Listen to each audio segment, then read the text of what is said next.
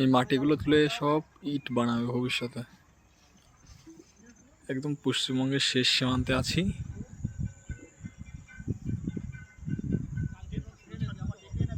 এই নৌকাগুলো যাবে সব মাছ ধরতে।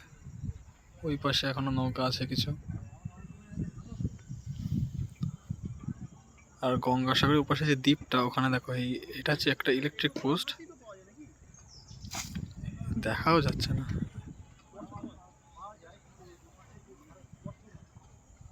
এখান থেকে কারেন্ট গিয়েছে।